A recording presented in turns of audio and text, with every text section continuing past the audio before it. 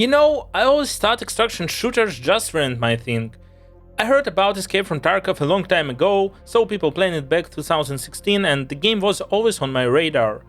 I also knew about Hunting Down, watched reviews and opinions about the game, and watched various streamers go on some raids, but nothing about the game appealed to me apart from the setting. I saw how a bunch of other projects that tried to replicate Tarkov's success simply died without attracting enough players.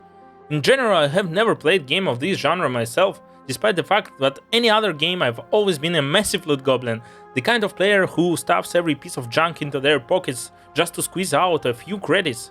And the consumables for healing, buffing and boosting stats almost always pile up in my inventory and stay there unused until the end of the game. For example, I finished Clair Obscure Expedition 33 without using any healing, revives or AP items, never realizing they actually replenish at camp or at various expedition banners scattered throughout the world. What the kind of loot goblin I am, who for some reason didn't play a genre that was created for looting and dragging loot back to your lair. When I asked myself, why don't I care for games made for loot goblins, I came to a simple conclusion: meaningless looting for the sake of more looting just doesn't interest me. In single-player games, hoovering up all kinds of junk has always been an enjoyable side activity, but my main goal was always to see the story through to the end, whether it was a linear title or a massive 100-hour RPG. In games that lack a narrative or where the plot takes a backseat, I found my fun in experimenting with builds, leveling up, and the core gameplay loop itself. Usually such games are roguelikes like The Binding of Isaac or Diablo-like games like Path of Exile. That's how I came to terms with the fact that the extraction shooters weren't for me until I saw Arc Riders. The game's announcement didn't catch my attention at all. I thought, oh, another extraction shooter, and just walked by. Even when the game went into beta in late spring early summer 2025, I heard about it, of course, and about its high online numbers and generally positive reviews, etc. I heard all this amidst the drama and scandal surrounding the reveal of Bungie's new marathon. Pretty much everyone dubbed it Concord 2 and prematurely declared it dead on arrival, comparing it to Arc Riders, which was much better received. Even then, I decided to skip the game and never actually played it. The beta ended, time passed, and we steadily approached the official release. At the time, I was eagerly awaiting the new Battlefield, especially since the beta was actually quite good. I managed to play it myself, and in fact, the very first video on this channel was about my impressions of that beta and the game's future. What gave me even more hope was the fact that the game was being developed by a true legend of the industry and a shooter veteran, the late Vin Zampella. He was the man who shaped modern military shooters as we know them. I'll always be grateful for his games and the immeasurable legacy he left behind. It's a tragedy that we won't see any more of his work, and it leaves the fate of the Battlefield series in limbo. I believe we should pay tribute to the legend. Press F to pay respects, gamers. I've gotten a bit sidetracked, but I couldn't help but express my respect for Vince and his team. But getting back to why we are here today. Battlefield 6 was released on October 10th, and I had been playing it non-stop since day one. The game generated a lot of hype and record online numbers, and everyone seemed to be happy and satisfied with it. I was glad that after the terrible Battlefield 2042 we were getting a game that at least understood the essence of the series. But the more I played, the less interested I became. The honeymoon phase was over. I was starting to notice more and more flaws, and my initial enthusiasm was fading. And then, just 3 weeks after the launch of Battlefield 6, Arc Riders dropped. And once again, it was a massive success. I heard about the game everywhere while continuing to play Battlefield. Even in the game chat, I heard people talking about Arc Riders, and I saw posts on Reddit where people wrote that we were switching to Arc and could no longer play Battlefield simply because they liked Arc Riders so much why they couldn't tear themselves away. That's when I started to think something was up, and maybe I should look into the game and give it a shot. What finally convinced me were the clips I saw on TikTok and Shorts. People were having so much fun with random encounters, helping each other and taking down robots together. It seemed completely different from the usual extraction formula. So 2 months after launch, finally brought out on Battlefield, I picked up the game on sale during the Steam Winter Sale. By that time, the game was already in its second season, which introduced a winter theme to various maps called Cold Snap. This really added to the atmosphere during the festive period.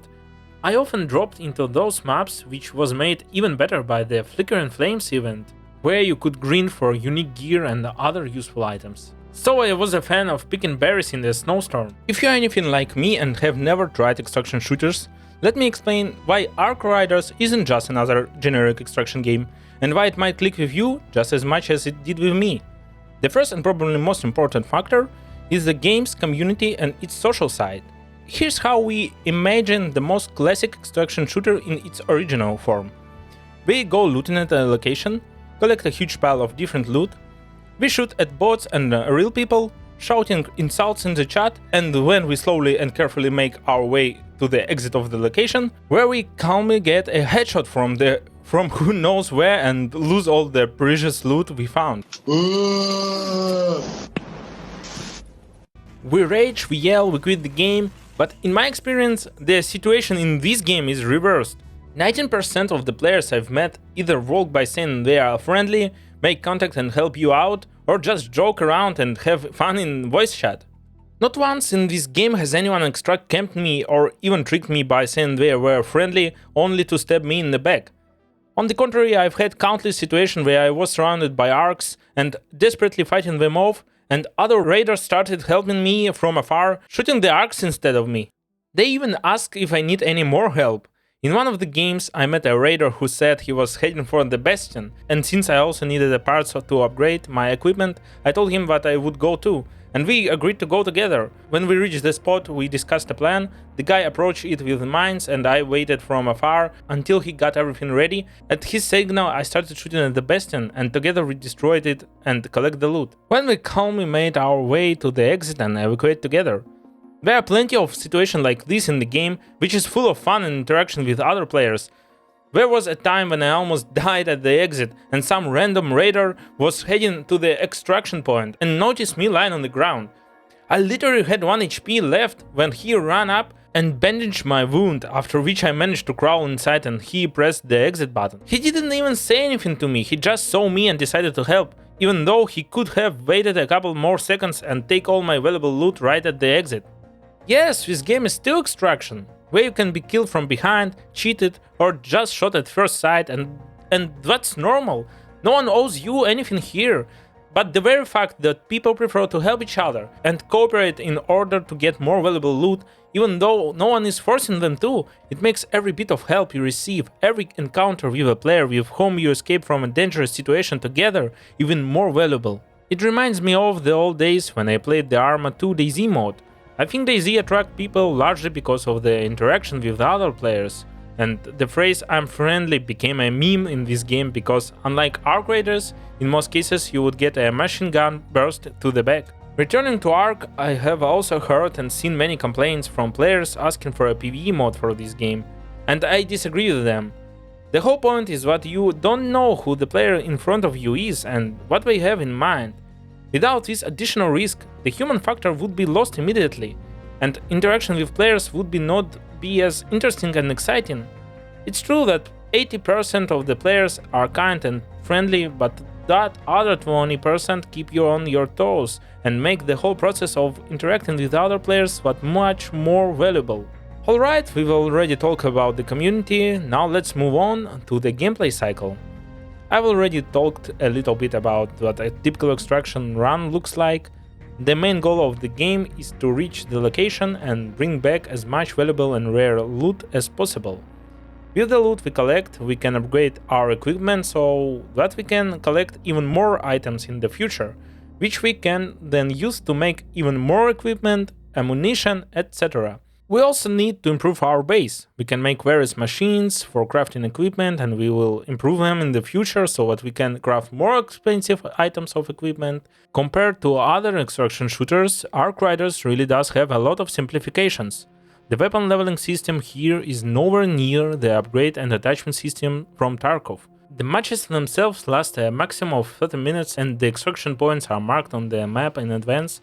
The third-person perspective simplifies many things, as it allows you to peek around corners and wait for the perfect moment to attack the arcs. But somehow, when we talk about these simplifications, people perceive them as a disadvantage, while I think it's a plus. The developers removed all these tedious elements from other extraction shooters while retaining the core gameplay, where you go on a raid, risking all your equipment, which gives you that FOMO.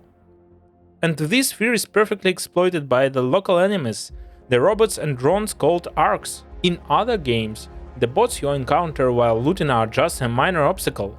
Here, every fight with an arc can spiral out of control. While small drones like wasps aren't much of a threat, a rocketeer spotting you in the open field is a massive danger to your life and the hole you are carrying. I've personally died 3 or 4 times because of them. It only takes 2 rockets to down you and end your run. They usually show up at the worst possible moment, like when you are caught in the open or already busy fighting other arcs. There's a great variety of enemies here, from tiny spider-like sticks that jump on your face and mess you up to massive queens. You'll spend the entire match trying to take down a queen alongside other raiders, and even then, there is no guarantee you'll succeed. And if you think fighting robots and drones is boring, believe me, it's not. Each arc is unique, with its own AI behavior and weaknesses. They have a locational damage system, meaning you can shoot off a drone's thrusters to make it lose its balance. If you take out 2 of them, the drones will just crash into a wall or hit the ground. With the larger robots, you can blow off their limbs, making them easier to kite and destroy. It's impossible not to notice the fluid, realistic movement of the arcs. They can stumble on rocks, and drones react to getting hit by staggering from the impact. All this is possible because the developers used machine learning to create the animations. The robots literally taught themselves how to walk and interact with the world. The arc's movement is entirely physics-based. Inertia and mass all affect them. The animations blend seamlessly, adapting to the circumstances and making even simple observation and interaction with the arcs more interesting. I haven't put that many hours in yet, I'm just over 50 hours on Steam right now, but every trip to the top side has brought me something unique. You might get swarmed by wasps right at the start, forcing you to sprint for cover, only to stumble upon other survivors battling a bastion, or you might find a raider peacefully picking mushrooms in the forest just before a rocketeer swoops in and forces you both to bolt. You can even negotiate with that raider to team up, hunting for specific loot that only drops from certain arcs. This variety keeps the game from getting stale. You find yourself jumping into match after match purely because it's exciting to see what might happen next. I should also mention that there are currently 5 locations, each unique in its size, atmosphere and the loot you can find. Weather conditions play a huge role too, like the cold snap I mentioned earlier, where snow covers the map and you are forced to find shelter to keep from freezing, or electromagnetic storms which bring lightning strikes that pose environmental hazards, affecting both players and arcs. On top of that, dynamic events like the arrival of a matriarch or the discovery of hidden bunker keep you on your toes, and this is only the beginning, as the developers have promised even more locations and enemies in the future updates. The next thing I want to discuss is technical performance, especially since so many games these days launch in a broken state. It's crucial to look at how a game actually runs. Take Tarkov for example. Its performance arguably got worse after launch, leading to constant complaints about optimization. Here, however, the situation is the exact opposite. Despite their reputation of Unreal Engine 5 games being heavy and poorly optimized, the developers managed to polish the game enough to run even on a 10 years old 1050 Ti. My own rig isn't top of the line. I'm running an RTX 3070 Ti with the Ryzen 5 5600X, but that's enough to hit 80 FPS on epic settings. What's more, I have ray tracing enabled without any frame generation or upscalers. I'm playing in native 1080p. Just look at these visuals. Hats off to the developers. They have proven that in skilled hands, you can create a stunning, well-optimized game that doesn't demand insane hardware or hide behind engine limitations. This is how games should be launched, not like the nightmares we often see today, where unfinished projects are rushed out and then abandoned as soon as they turn a profit. I really want to highlight the game's sound design, because it's genuinely impressive. You can hear everything from a drone flying somewhere in the distance to the footsteps of other raiders just one floor above you. Crucially, the sound changes dynamically depending on your environment. If you are standing in a large half-empty hangar, you will hear a distant echo. If a player is talking in the next room over, you will hear them muffled, just as you would through a real wall. The sound of your own footsteps change based on the surface you are walking on. Likewise, gunshots sounds different depending on the weapon, and their audio properly propagates through the space based on your location.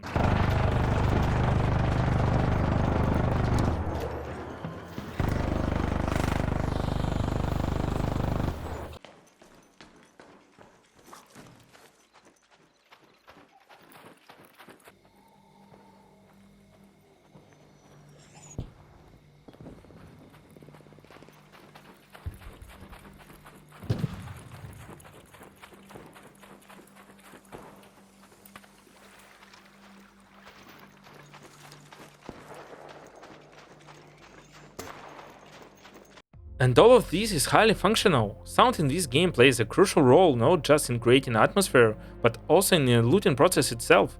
You can hear an approaching raider and ambush them, or pinpoint their route and simply flank them. Maybe you'll hear someone opening lockers or breaking into loot boxes, allowing you to locate a potentially dangerous raider. You can also track arcs, whether they are walking or flying, by their characteristic sounds.